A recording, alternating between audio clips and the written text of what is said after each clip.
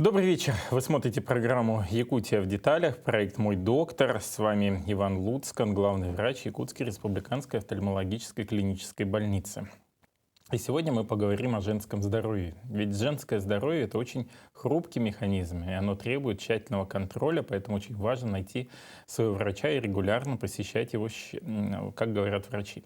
Сегодняшней нашей гостьей, заведующей отделением женской консультации поликлиники номер 1 Татьяной Максимовой, мы поговорим о том, как планировать беременность, кому стоит обратиться, к генетику или гинекологу, а также стоит ли брать мужа на роды. Добрый вечер, Татьяна Владимировна. Добрый вечер. Такой общий круг вопросов мы уже обозначили в начале, да, но давайте начнем, наверное, с общего. Какие проблемы чаще всего беспокоят женщин, с чем они обращаются к вам? Женщины чаще всего обращаются с такими жалобами, как нарушение менструального цикла, кровотечение бывает, боли внизу живота непонятные, неприятные выделения из половых путей, а также женщины, которые хотят встать на учет по беременности, женщины, имеющие проблемы с наступлением беременности. Мгм. А вот как это связано с нашими проблемами с холодным климатом? С холодным климатом эти проблемы никак не связаны на самом деле, потому что воспалительные заболевания, они вызываются в основном инфекциями, передающимися половым путем. Мгм. А вот с какими симптомами надо сразу и обязательно посетить гинеколога? Гинеколога надо посетить с такими симптомами, как я уже сказала, это боли внизу живота, нарушение цикла, кровотечение, выделение из половых путей. Допустим, нарушение менструального цикла. Это когда менструация приходит очень редко. То есть в норме менструация у женщины должна приходить ежемесячно, только за исключением, когда наступает беременность. И когда долго идут месячные, то есть переходит в кровотечение. Ну вот вы, наверное, проводили анализ обращений вообще в целом, с чем приходят женщины к вам. Бывает так, что женщина не ждет, когда у нее ухудшится состояние здоровья, а приходит именно с профилактической целью. И какой процент таких людей? Да, приходят, конечно, надо обследоваться каждый год. Женщины сейчас грамотные, приходят к нам. Записаться можно разными путями. И через интернет, через госуслуги, позвонив в поликлинику. Поэтому проблем с записью нету. Женщины приходят. Есть такие женщины, которые обследуются каждый год просто для себя. И начинается диспансеризация взрослого населения репродуктивного возраста по обследованию репродуктивного здоровья женщин и мужчин, которая включает в себя осмотр гинеколога для женщин, взятие анализов на флору мазков, также взятие мазков для определения инфекций, передающихся половым путем, УЗИ малого таза, УЗИ молочных желез. А для мужчин это осмотр и консультация уролога, УЗИ простаты, УЗИ органов мошонки и обследование спермограммы. Ну и как я знаю, еще в стандарт вроде бы войдет исследование ПЦР. Да. Инфекции, как раз ЗПП. Я так понимаю, что основная цель этого проекта — это как раз сохранение репродуктивного здоровья, Да. и помощь и мужчинам, и женщинам в последующем в создании, ну и как и семьи, так и появления у них в семье детей. Вот по поводу сравнения, да, вот если сравнивать, ну, 2010, например, год вот, с нынешним состоянием, какие-то изменения есть, как и в заболеваемости, так и в отношении женщин к своему здоровью? Чаще стали обращаться, реже, какие-то заболевания вышли на первый уровень? Ну, надо отметить, что в последнее время очень много проблем у женщин, которые не могут забеременеть. Мгм. То есть в десятых, в нулевых годах было много инфекций, передающихся половым путем. Сейчас я бы отметила, что их не так много, да. Но зато женщины молодые сейчас испытывают такие проблемы. А с Таких чем они пар стало связаны? много. Это, я так считаю, что Мгм. это наша жизнь, экология другая, питание изменилось. То есть анатомически все хорошо, Да. Да, значит, по анализам вроде бы тоже неплохо, да? Да, Гормональный фон тоже в норме, но тем не менее какой-то фактор мешает забеременеть. да. Интересно. У вас реализуется проект «Орхидея». Вот насколько он реализуется и вообще что это за проект? Так, проект «Орхидея» — это кабинет в женской консультации первой поликлиники. Он начал свою работу с апреля 2022 года и был открыт с целью обследования женщин возраста 40 лет и выше для выявления онкологических заболеваний, для выявления сопутствующих соматических заболеваний и также для помощи женщинам, которые планируют беременность в позднем репродуктивном возрасте. Мгм. А вот если оценить, да, вот итоги его реализации, скольким женщинам удалось помочь? Достаточно много женщин прошло, у нас порядка 2000 прошло женщин через этот кабинет. Было много выявлено патологии шейки матки, патологии эндометрия, кисты яичников. Некоторые обращались с планированием беременности. Но это очень хорошая идея, потому что много женщин возрастных, которым неудобно сидеть в общей очереди с молодыми, с беременными женщинами. То есть им удобно ходить в отдельный кабинет. Мгм. А вот по поводу, вот вы как раз затронули тему планирования беременности. Вот тот, кто ответственно подходит к этому вопросу, с чего надо начать? Ну, во-первых, все люди должны проходить ежегодный медосмотр, то есть или в рамках диспансеризации, или сами пришли. И парам, планирующим беременность, необходимо провериться, как и мужчине, так и женщине, пройти флюорографию легких, сдать клинический минимум. Это кровь на сифилис, на ВИЧ, на гепатиты и общий анализ крови с целью выявления и коррекции анемии. Потому что очень у многих у нас на севере анемия, и это влияет на протекание и исход беременности. И также мы обследуем на инфекции, то есть вовремя выявить и вылечить имеющуюся патологию. Мгм. Это как и мужчине, и И женщине надо мужчине, сдать? и женщине, да. И также необходимо планирующим беременность принимать препарат фолиевая кислота, так как этот препарат снижает во много раз риск врожденных пороков развития Мгм. плода. Мгм. А, Вот после того, как все анализы сданы, да, вроде бы, ну, патологии нет. Дальнейший этап. Если не А, получается естественным путем.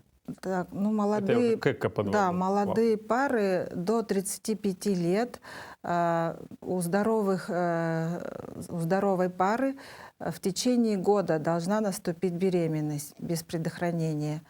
Если 35 лет и старше, то надо ждать 6 месяцев. Если не наступила беременность, то надо обратиться к врачу. Если женщине уже 40 лет и выше, то ждем 3 месяца. Если не получается забеременеть, обращаемся к врачу. А почему так как раз-таки у молодых-то быстро все должно Да, А почему чем старше, так ну, тем... потому что времени уже мало Именно из-за становится. этого. Да. Я понял.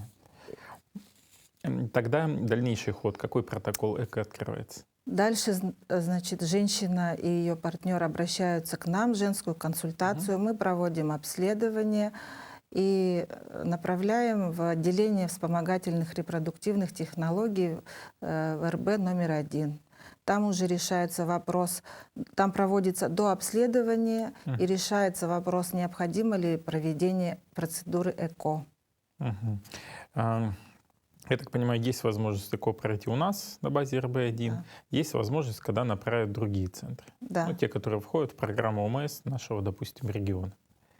А вот для того, чтобы попасть в эту программу, какой перечень анализов, какие требования к ее участию? Возраст, отсутствие патологии? Перечень анализов у нас у всех врачей имеется, но это в основном, это, конечно, клинический минимум, общие анализы, терапевтические анализы на гормоны, Мгм.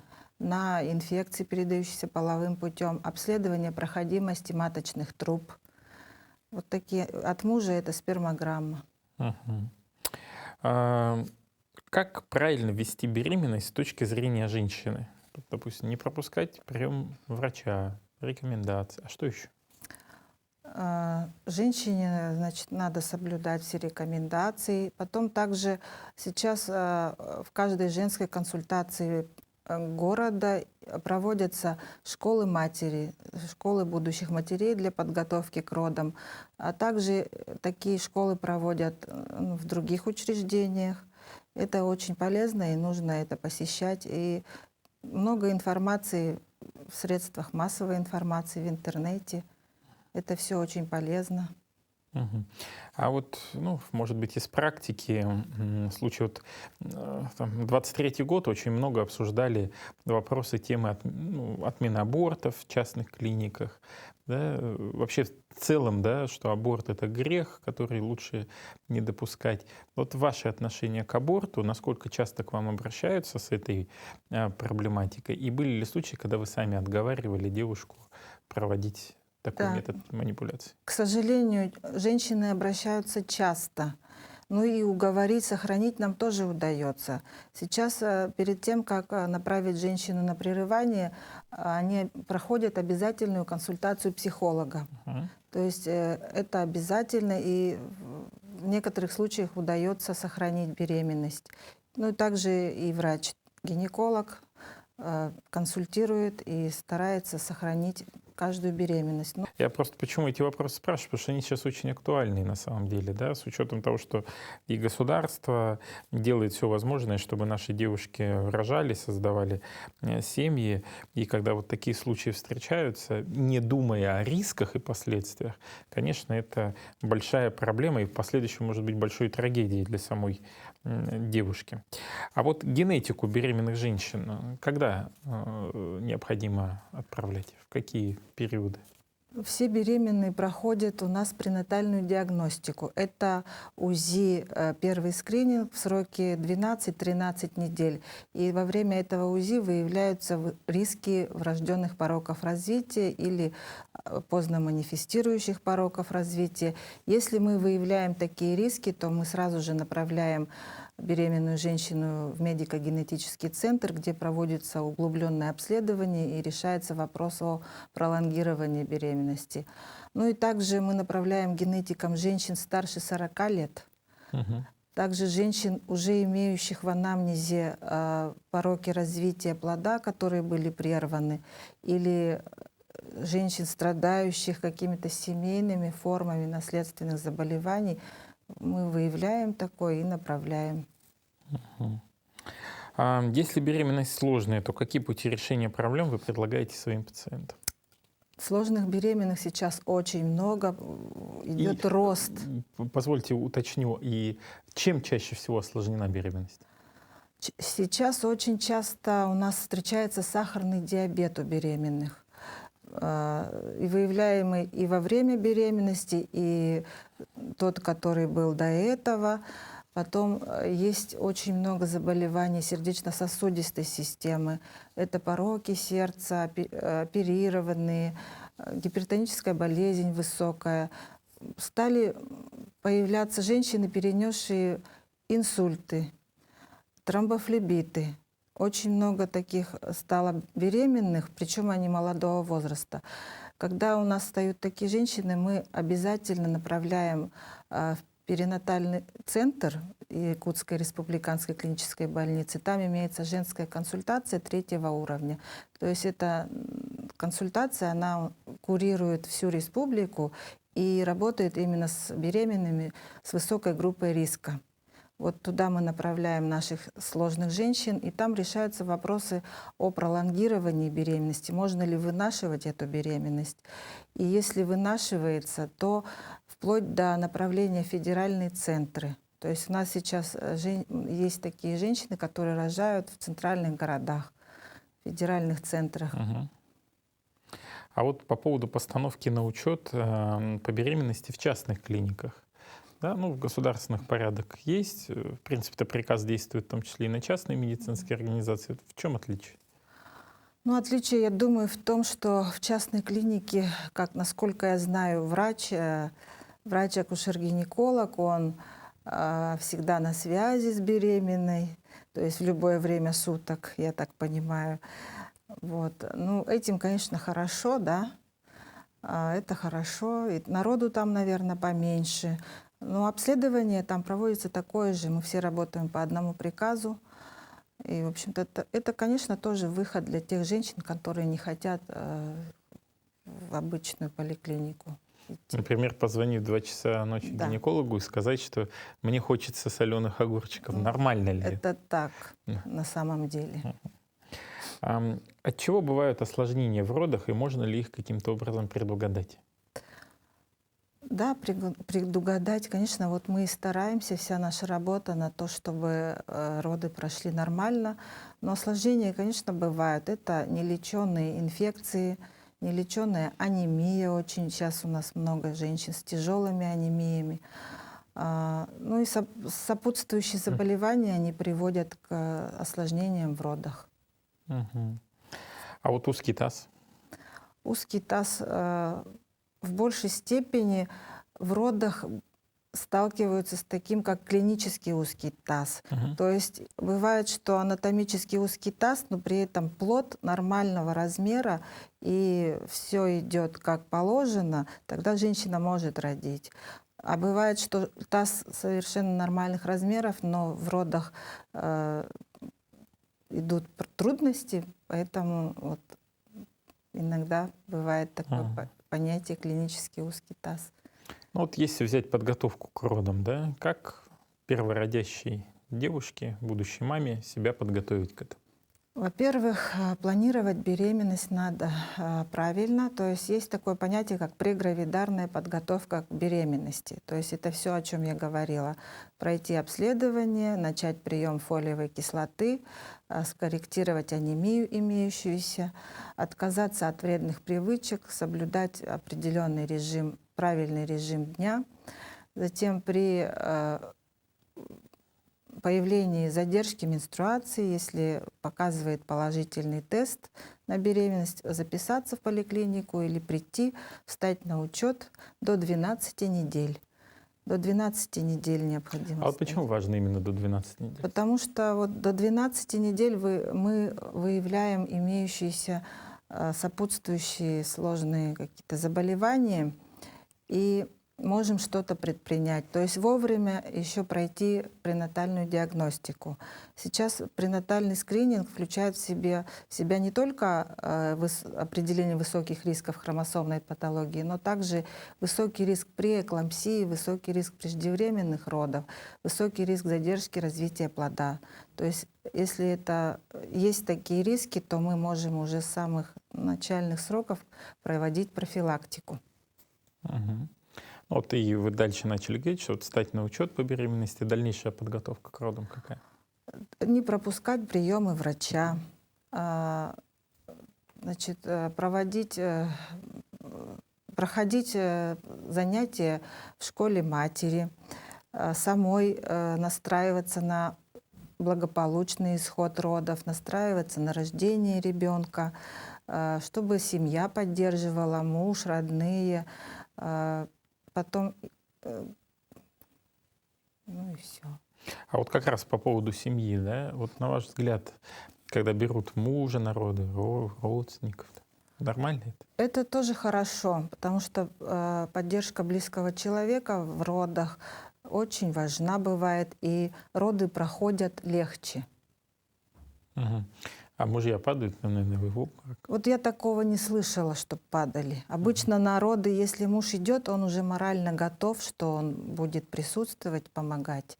Мгм. А вот за последнее время, да, с учетом вот той поддержки государства, о которой я говорил в начале, и вот президент в послании Федеральному собранию в феврале 2024 года отметил то, что сейчас будет еще усилена поддержка государства, и выплаты, и налоговые вычеты, и льготные ипотеки для молодых семей. Стало ли больше многодетных родителей? Многодетных много достаточно. У нас, например, очень многие рожают не только по третьему, но по пятому, шестому ребенку. Мгм. У нас, да, женщины умеют, видимо, рожать и любят очень детей. Ну, то есть на вас в памяти приходила Многодетных одна и та очень же. много, да. И наблюдалось именно у вас Конечно, еще тоже. конечно, да. А вот если взять такие клинические случаи, которые у вас были в практике с вашим опытом, вот какие-то, может быть, запоминающиеся, яркие были женщины, которые приходили, и вот вы вели их беременность. Какая-то особенность у кого-то была. Конечно, есть такие. Вот можете вспомнить Даже есть какой-то такие пример? женщины, у которых уже дочки их пришли рожать. И бывает еще, что наблюдаются одновременно и мама, и дочка. Достаточно много случаев. То есть тут же одновременно, получается, племянница рождается, Да, и для кого-то, да, для кого-то да, внук. для кого-то Да. внук.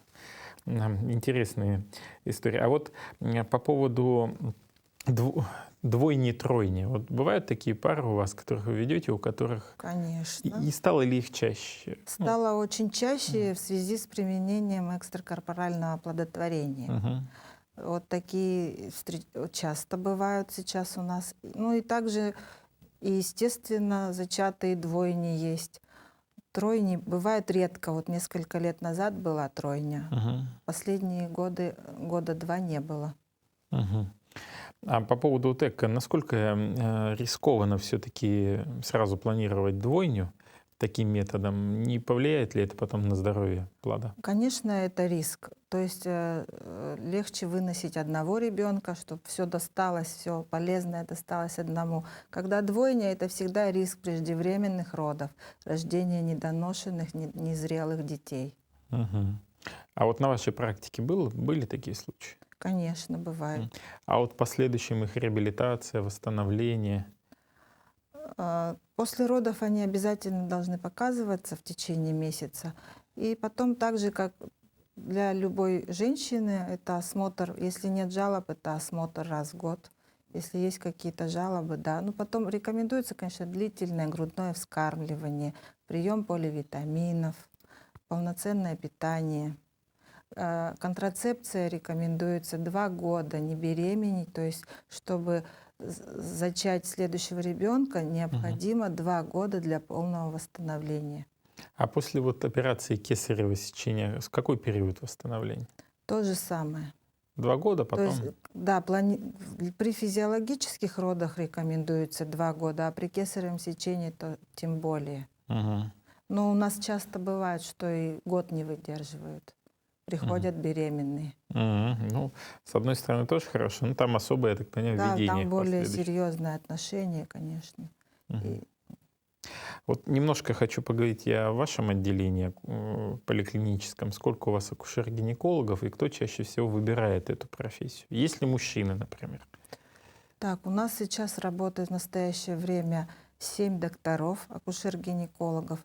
Мужчин у нас нету и никогда не было. Я не слышала, чтобы в женской консультации работал мужчина-гинеколог. Мгм. Мужчины в основном выбирают, есть акушер-гинекологи, они выбирают стационар, это роддом или гинекологическое отделение. Насчет какой человек, но я считаю, что эта профессия очень помогает женщинам. То есть мы все женщины, и нам это действительно и помогает и в семье, и в жизни. И, наверное, это те люди, которые хотят помочь людям, хотят именно вот работать с беременными. Потому что это такое чудо, когда женщина приходит, и у нее еще ничего не видно и нету, видно только на УЗИ, и доводить ее до срока, когда там уже шевелится во всю плод. И, в общем, это очень даже приятно. И я думаю, что все мои коллеги любят свою специальность. А вот насколько часто наступает эмоциональное и психологическое выгорание у специалистов? Выгорание бывает, наверное, поэтому у нас вот отпуск, существует отпуск, и мы сейчас ходим в отпуск 2 раза в год, делим свой отпуск, и это на самом деле хорошо.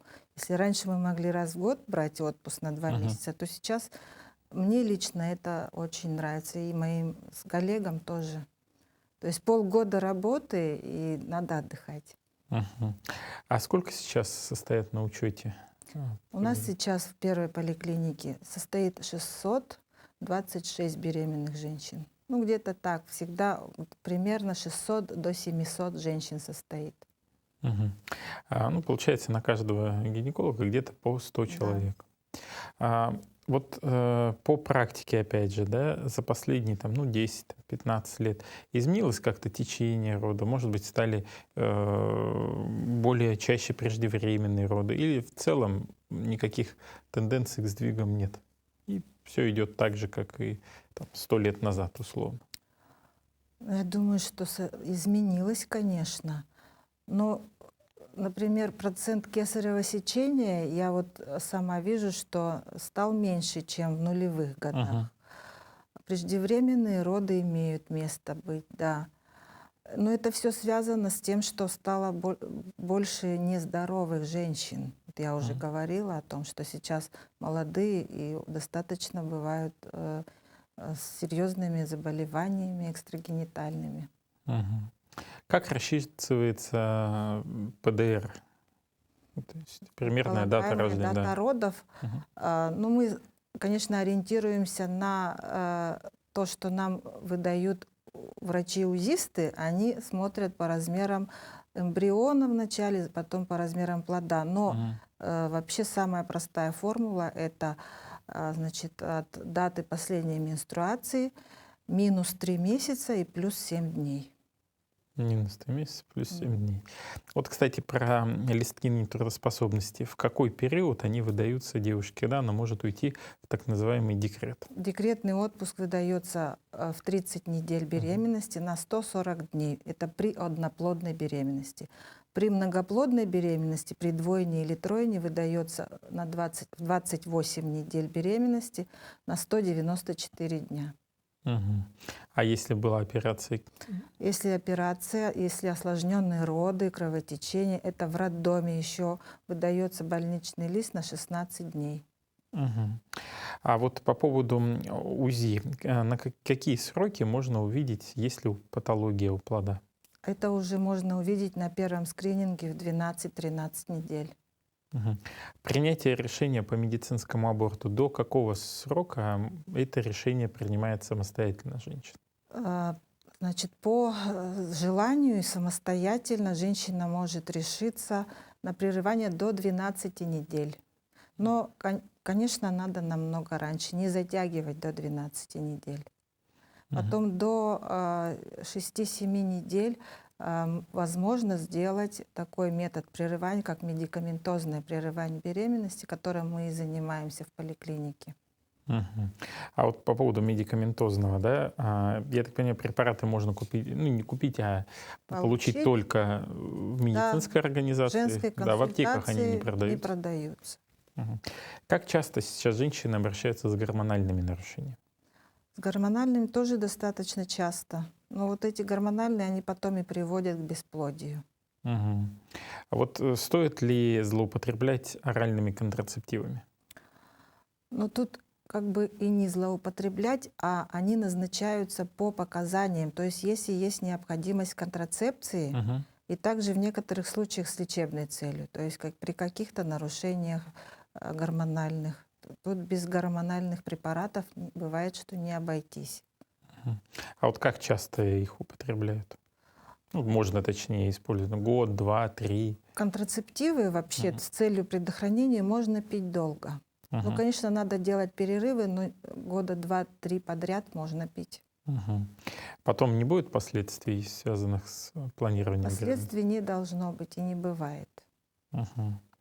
Ну и в завершении, наверное, да, нашей беседы такие ключевые советы, которые вы бы дали будущим родителям, которые планируют беременность и, может быть, уже находятся на этом этапе.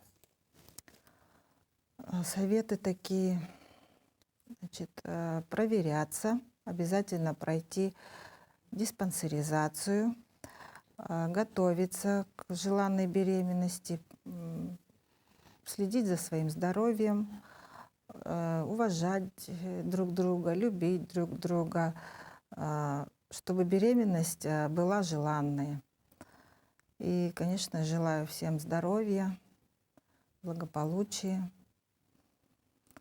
И терпение. Терпение. Да, потому что это выносить ребенка, это нужно терпение, потому что и не только здоровье.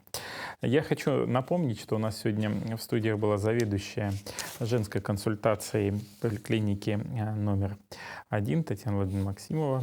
И хочу поблагодарить за столь интересную беседу, пожелать успеха в вашей работе, вашему коллективу. Пусть он небольшой, но он делает очень важную работу, и сотни женщин, которые планируют в ближайшее время стать мамами, они находятся под чутким контролем акушера-гинеколога, и благодаря этой работе у нас появляются здоровые малыши. Спасибо вам большое. Вам спасибо. Ну а с вами мы прощаемся. Конечно, хочется пожелать каждому нашему телезрителю здоровья, больше детишек в ваших семьях. На этом выпуск нашей программы «Якутия в деталях. Проект «Мой доктор» подошел к концу.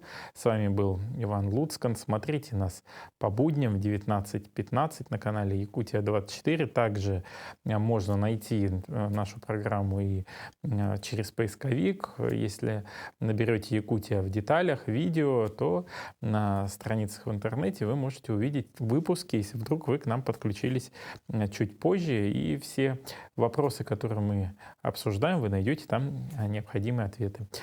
Мы рассказываем о том, чем живет здравоохранение Якутии в деталях. Всего вам самого доброго, отличного настроения. До свидания.